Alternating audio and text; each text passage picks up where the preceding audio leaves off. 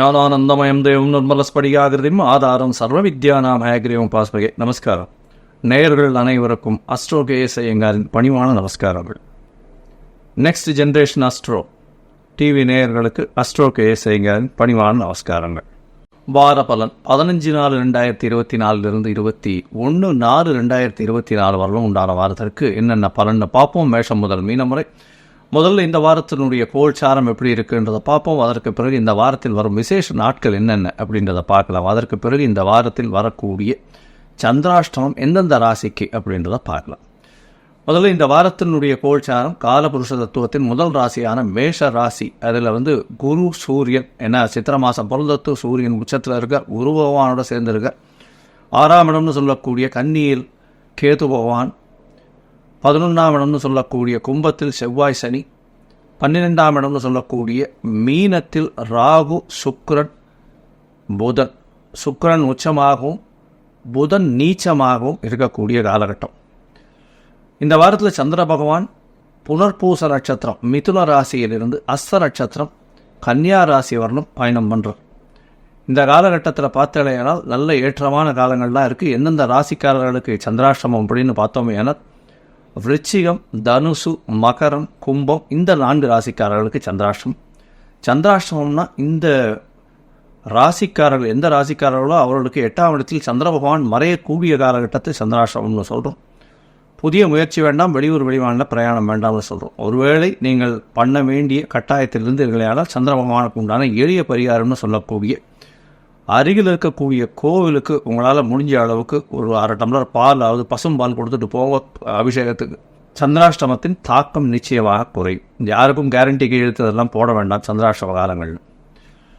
இந்த வாரத்தில் வரக்கூடிய விசேஷ நாட்கள் அப்படின்னு பார்த்தீங்கன்னா 15ஆம் தேதி இந்த வாரம் ஆரம்பிக்கிறது. 15ஆம் தேதி அன்றைக்கே சந்தான சப்தமி அப்படின்றது சுக்லபக்ஷத்தில் வரக்கூடிய 7ஆம் நாள். இந்த வாரத்தில் சந்தான சப்தமி. இதன் மூலியமாக என்ன அப்படின்னா பொதுவாக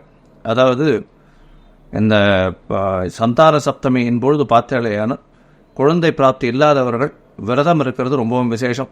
அதன் மூலியமாக கிருஷ்ணருக்கோ பாலகணபதிக்கோ அபிஷேகம் பண்ணி அவருக்கு பூஜை பண்ணுவதன் மூலியமாக குழந்தை பிராப்தி ஏற்படக்கூடிய வாய்ப்புகள் உண்டு. குழந்தைகள் நல்லா கல்வி பயணம்னு வேண்டிக் கொள்ளக்கூடிய காலகட்டமாக இருக்கும். இந்த 15ஆம் தேதி அன்றைக்கி பார்த்தோம்னா குழந்தை பிராப்தி இல்லாதவர்களுக்கு குழந்தை பிராப்திக்கு அன்றைக்கி போய் பக்கத்தில் இருக்கிற கிருஷ்ணர் கோவிலில் போய் சேவிச்சுட்டு வர்றதன் மூலியமாக குழந்தை பிராப்தி ஏற்படக்கூடிய பாக்கியம் உண்டு. இந்த வாரத்தில் பார்த்தேன்னா 17ஆம் தேதி ராமநவமி. ராமபிரான் அயோத்தி ராமநவமி ராமாயணத்தினுடைய ஒரு சிறப்பு எல்லா இந்த தேசம் முழுக்கவே தெரியும். ராமர் கோவிலை இப்போ கட்டி அதை இன்னும் மேலும் புனிதப்படுத்தியிருக்கார்கள். ராமநவமி நவமி 9ஆம் நாள் சுக்லபக்ஷ நவமி எண்ணிக்கை வரக்கூடியது ராமநவமி. அதுவும் கடக ராசியில் புனர்பூச நட்சத்திரத்தில் வரணும். சித்திரவாசமான கடக ராசி புனர்பூச நட்சத்திரம் சூரியன் உச்சத்தில் இருக்கக்கூடிய காலகட்டம். அதனால் இந்த நவமியில் சுக்லபக்ஷ நவமி ராமநவமின்னு சொல்கிறது. மதுராந்தகம் அதிலெல்லாம் ரொம்ப விசேஷமாக இருக்கும். மதுராந்தகத்தில் ஏரி காத்தராமன் எல்லா ராமர் கோவில்லையும் ரொம்ப விசேஷம் இருக்கக்கூடிய காலகட்டமாக இருக்கும். அது தவிர இந்த வாரம் 8ஆம் தேதி 21ஆம் தேதி 8ஆம் தேதி தமிழ் மாதத்தில் 21ஆம் தேதி பார்த்தேன்னா மதுரை மீனாட்சி அம்மன் திருக்கல்யாணம்னு போட்டிருக்கோம். உத்தர நட்சத்திரம் ஹஸ்த நட்சத்திரம் வர்றது. மீனாட்சி அம்மனுடைய திருக்கல்யாணம் இந்த வாரம் நடக்கிறது. இதுவும் ஒரு பெரிய ஏற்றத்தை கொடுக்கக்கூடிய காலகட்டமாக இருக்கும். சரி, இந்த வாரத்தினுடைய மேஷம் முதல் மீனம் வரை உண்டான ராசிகளுக்கு என்னென்ன பலன் அப்படின்றத பார்ப்போம். அதற்கு முன்னாடி என்னுடைய மொபைல் நம்பர் ஸ்டாலிங்கில் போயின்னு இருக்கோம். உங்களுடைய date, time, place of birth, உங்களுடைய நேம், பேரண்ட்ஸ் நேம் அனுப்பிச்சேன்னா உங்களுக்கு உண்டான ஜாதகத்தை போட்டு அதில் சந்தி இருக்கான்றதை பார்த்து பாத சந்தி, நட்சத்திர சந்தி, லக்ன சந்தி எது இருந்தாலும் அதன் வழியாக எந்த அளவுக்கு பலன்கள் மாறி இருக்குது, பலன்கள் என்ன இருக்குது, இப்போது உங்களுடைய கோச்சார பிரகாரம் என்ன பலன் இருக்குது, அது தவிர உங்களுக்கு தசாபுக்தி அந்தரம் சூக்ஷ்மத்தின் வழியாக என்ன பலன் வருது, இந்த பிரச்சனைகளுக்கெல்லாம் இப்போ இருக்கக்கூடிய பிரச்சனைகள்லேருந்து தீர்வு காண்றதுக்கு என்ன எளிய பரிகாரங்கிறதையும் சொல்கிறேன். அதற்கு உண்டான கட்டணம் என்னன்றதையும் சொல்கிறேன். அதை நீங்கள் அனுப்பினீங்கன்னா அவங்களுக்கு உண்டானதை வழிமுறைகளை சொல்கிறேன். சரி, இப்போ மேஷம் முதல் மீனம் வரை 15/4/2024 முதல் 21/4/2024 வரை உண்டான வாரத்திற்கு ஒரு ராசியாக பார்க்கலாம்.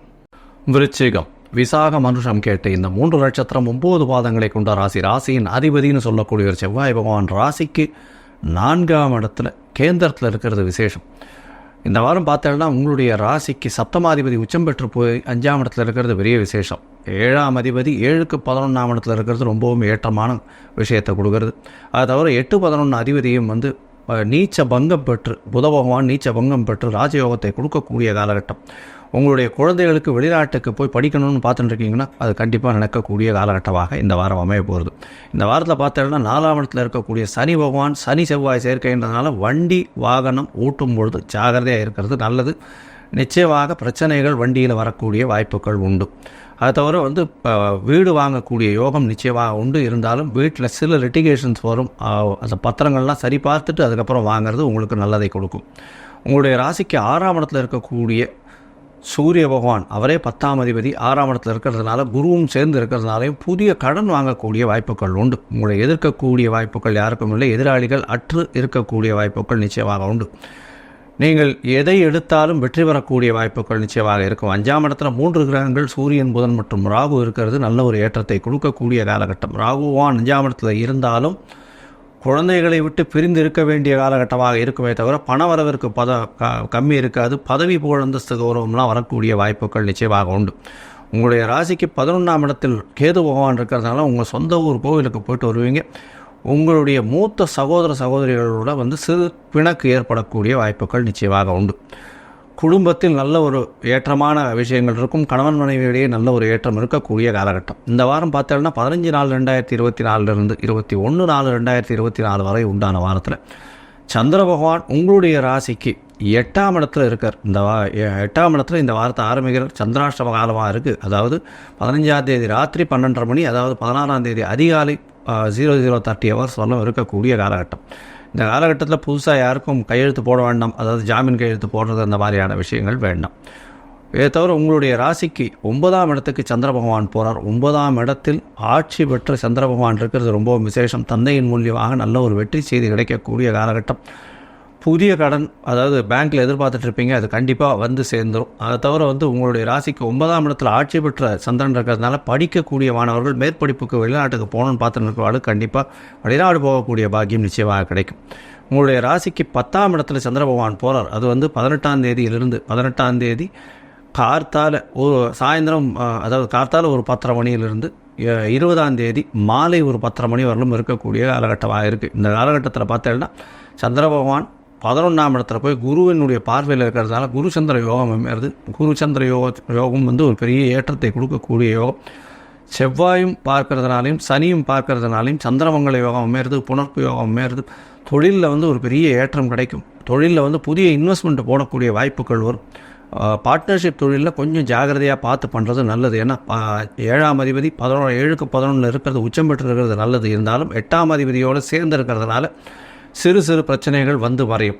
வெளிநாட்டிலிருந்து இன்வெஸ்ட்மெண்ட் வரக்கூடிய வாய்ப்புகள் நிச்சயமாக உண்டு. உங்களுடைய ராசிக்கு 11ஆம் இடத்துல சந்திர பகவான் போகிறார். 20ஆம் தேதி ராத்திரியிலேருந்து 23ஆம் தேதி கார்த்தால ஒரு 10 மணி வரலும் இருக்கக்கூடிய காலகட்டம். இந்த காலகட்டத்தில் பார்த்தீங்கன்னா சந்திர பகவான் 11ஆம் இடத்துல கேத்துவோடு சேர்ந்து இருக்கக்கூடிய காலகட்டமாக இருக்குது. பௌர்ணமி யோகம் கிட்டத்தட்ட பௌர்ணமியும் வந்துடுறது இந்த காலகட்டத்தில். ஏன்னா இன்னொரு 2 நாளில் பௌர்ணமி வந்துடும். அதனால் ஒரு பெரிய ஏற்றத்தை கொடுக்கக்கூடிய காலமாக இந்த வாரம் அமைய போகிறது. சந்திரனும் கேதுவும் சேர்ந்து இருக்கக்கூடிய காலகட்டம் அப்படின்றதுனால கொஞ்சம் மனசில் கிளேசங்கள் வரக்கூடிய வாய்ப்புகள் மிகவும் அதிகம். மதிகாரகன் கேத்துவால் பீடிக்கப்படுறதுனால கிளேசங்கள் வரக்கூடிய வாய்ப்புகள் நிச்சயமாக உண்டு. இதனால் எந்த ஒரு டெசிஷனும் கொஞ்சம் ஜாகிரதையாக பொறுமையாக எடுக்கிறது நல்லது அப்படின்றது சொல்கிறேன்.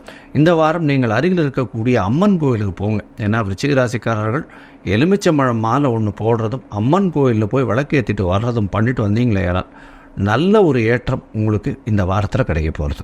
லோகா சமஸ்தா சுகினோ பவந்து. நன்றி, நமஸ்காரம்.